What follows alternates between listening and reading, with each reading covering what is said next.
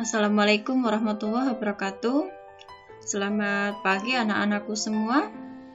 Semoga pada pertemuan kali ini masih dalam keadaan sehat. Allahumma amin. Anak-anak, pada pertemuan kali ini Ibu akan membahas tentang munculnya ruh kebangsaan dan nasionalisme sebagai awal kebangkitan nasional. Semangat nasionalisme merupakan salah satu modal utama yang harus dimiliki bangsa Indonesia dalam menghadapi ancaman-ancaman ketahanan bangsa. Agar keutuhan negara tetap terjaga, maka kita harus terus memupuk semangat nasionalisme sesuai dengan perkembangan zaman. Nah, nasionalisme itu sendiri itu adalah suatu paham kebangsaan yang mengandung makna kesadaran dan semangat cinta tanah air, memiliki kebanggaan sebagai bangsa, memelihara kehormatan bangsa, memelihara rasa solidaritas terhadap saudara setanah air, serta mengedepankan persatuan dan kesatuan bangsa. Nah, munculnya ruh kebangsaan dan nasionalisme dilatar belakangi oleh politik etis, kemudian peranan pers yang membawa kemajuan, kemudian adanya modernisasi dan reformasi Islam. Bangsa Indonesia telah dijajah oleh bangsa Barat sejak abad ke-17. Akibat dari penjajahan tersebut, rakyat Indonesia mengalami banyak penderitaan dan perubahan pola pikir. Berbagai kebijakan pemerintah kolonial yang menyudutkan rakyat membuat adanya kesadaran untuk bangkit melawan penjajahan. Diawali dari kritikan kaum liberalis Belanda yang bernama Van Deventer inilah, dia menulis dalam artikelnya yang berjudul An Ereschool atau artinya hutang kehormatan yang dimuat dalam majalah The Gids tahun 1899 mengatakan bahwa pemerintah kolonial itu memegang tanggungan jawab moral bagi kesejahteraan pribumi. Karena semenjak pelaksanaan tanam paksa di Hindia Belanda, rakyat Hindia Belanda mengalami penurunan kesejahteraan, maka perlu adanya politik etis atau politik balas budi. Kritikan tersebut kemudian diterima oleh Wilhelmina dan disetujui oleh Ratu Wilhelmina yang kemudian program dari Van Deventer itu dinamakan dengan Trias Politica. Adapun Trias Politica di dalamnya ada 3 program, yaitu irigasi, migrasi, dan edukasi. Irigasi diperlukan untuk memperbaiki taraf kehidupan masyarakat pribumi dalam bidang pangan. Sedangkan migrasi atau imigrasi dilakukan demi mengirimkan tenaga kerja murah untuk dipekerjakan di wilayah Sumatera. Sedangkan pendidikan atau edukasi itu dilaksanakan untuk menghasilkan tenaga kerja yang diperlukan oleh pemerintah pada saat itu. Nah, dari 3 program ini, program yang paling berpengaruh bagi masyarakat di Hindia Belanda itu adalah program edukasi. Program edukasi ini dilakukan oleh pemerintah Hindia Belanda dengan menerapkan pendidikan gaya Barat. Namun, dalam pelaksanaan program edukasi terdapat diskriminasi. Karena hanya masyarakat tertentu saja yang dapat mengenyam pendidikan, baik dari tingkat sekolah dasar sampai perguruan tinggi.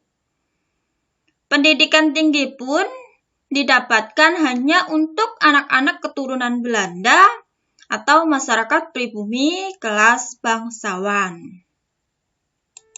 Nah, inilah beberapa tokoh-tokoh cendekiawan, atau nama lainnya adalah golongan priai yang dulunya berkesempatan mengenyam pendidikan gaya barat yang dilakukan oleh pemerintah Hindia Belanda. Nah, kita pun harus bersyukur kita bisa mengenyam pendidikan di masa sekarang. Bandingkan kalau kita hidup pada masa itu, belum tentu kita bisa mengenyam pendidikan yang diterapkan oleh pemerintah Hindia Belanda. Nah, ini beberapa tokoh-tokoh pendidikan, seperti contohnya Dr. Wahidin Sudirohusodo, Yai Haji Samanhudi, Yai Haji Ahmad Dahlan, Mr. Sartono, kemudian ada Ki Hajar Dewantoro, kemudian ada Dr. Sutomo, ada Insinyur Soekarno, dan ada Douwe Dekker.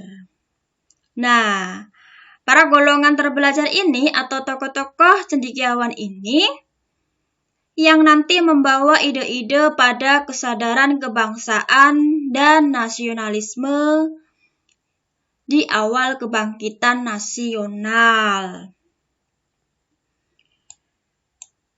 Kemudian, selain faktor edukasi, peranan pers pada masa itu juga sangat membantu dalam menumbuh kembangkan kesadaran nasional.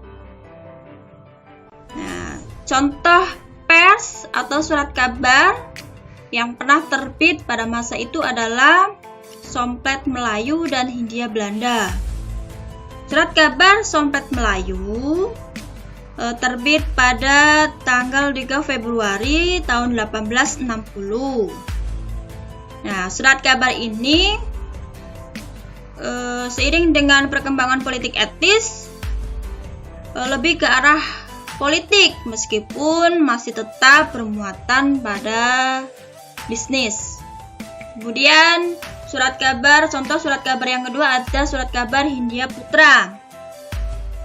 Surat kabar ini sebagai media propaganda organisasi pergerakan Perhimpunan Indonesia yang berusaha melaporkan situasi kondisi politik di Hindia Belanda. Surat kabar Hindia Putra ini kemudian nanti berubah menjadi Surat Kabar Indonesia Merdeka. Nah, pers atau surat kabar ini dianggap sebagai modal untuk menuju pada cita-cita kemerdekaan agar terlepas dari yang namanya penjajahan. Bahkan pers ini atau surat-surat kabar ini hampir setiap organisasi pergerakan itu memiliki redaksi sendiri untuk menyalurkan ide-ide perubahan. Kemudian kondisi-kondisi yang terjadi di dunia seperti gerakan-gerakan kebangkitan nasional yang terjadi di luar negeri, di Mesir, di Filipina, di India, itu juga dituangkan lewat surat kabar sehingga rakyat pribumi atau rakyat Hindia Belanda itu tahu tentang kondisi yang ada di luar negeri. Munculnya ruh kebangsaan atau kesadaran kebangsaan yang lain itu juga karena faktor dari semangat kebangkitan yang didorong oleh gerakan modern Islam. Dalam hal ini saya ambilkan contoh seperti yang dilakukan oleh Haji Abdul Karim Amrullah atau yang kita sebut HAMKA. HAMKA ini adalah murid dari Syekh Ahmad Khatib Al-Minangkabawi. Beliau imam besar di Masjid Mekah dan berasal dari Minangkabau yang kemudian kembali ke tanah air. Kemudian Hamka berguru kepada Syekh Ahmad Khatib ini. Hamka kemudian mulai menumbuh kembangkan kesadaran akan perlunya sebuah perubahan-perubahan, namun menuangkannya itu dalam metode pengajaran dan sistem pendidikan tradisional yang lebih modern, seperti contohnya di sekolah-sekolah Belanda. Nah, Hamka ini adalah seorang revivalis yang tidak terdikte oleh peraturan adat dan kepentingan politis, namun murni berjuang dari keyakinan dan pengharapan kepada Allah.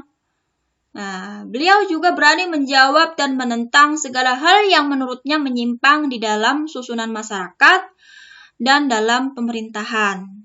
Karena karakter ketegasannya dan keberaniannya, beliau pernah mendapatkan perhatian-perhatian oleh banyak kalangan agama, para nasionalis, dan para kolonialis.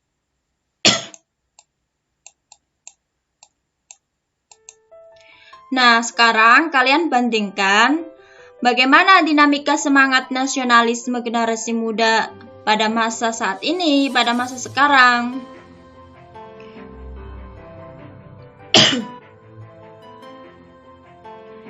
Itu saja yang Bu Guru dapat sampaikan. Saya akhiri, wassalamualaikum warahmatullahi wabarakatuh. Jangan lupa like, subscribe, dan tekan tombol loncengnya. Terima kasih.